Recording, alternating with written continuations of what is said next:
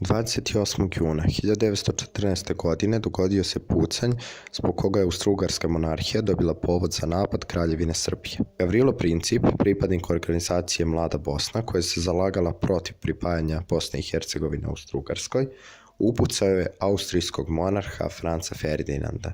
Monarhija Austro-Ugarska tražila je da njena vojska uđe na teritoriju naše zemlje, tadašnje Kraljevine Srbije, i da istraži ceo slučaj ubistva Franca Ferdinanda. Naše vlasti to nisu mogli da dopuste, zato što bi to narušavalo suverenitet naše države. Kako je došlo do ubistva?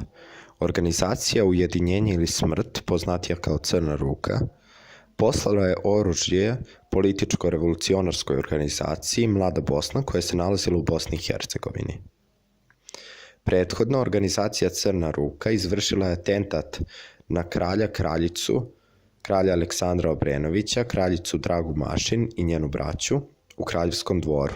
Kralj Petar I Karađorđević je bio nemoćan da se izbori sa tom organizacijom i nakon atentata, i organizacija je nastavila da ima uticaj dugo nakon atentata. Pošto je kralj Petar I Karađorđević bio nemoćan da se izbori sa organizacijom Crna ruka, koja je nastavila da ima svoj uticaj nakon ubistva kralja i kraljice, onda nije mogao da dopusti takođe da slučaj ode tako predaleko. Veruje se da su naš kralj, ministri i premijer znali za delovanje te organizacije i znali su da je ona zapravo učestvovala u ubistvu i da je stajala iza Mlade Bosne. Austro-Ugarska napada Kraljevinu Srbiju 28. jula 1914. godine, a to sve kasnije prerasta u Prvi svetski rat. Po prvobitnom planu atentata bilo je 6 izvršilaca.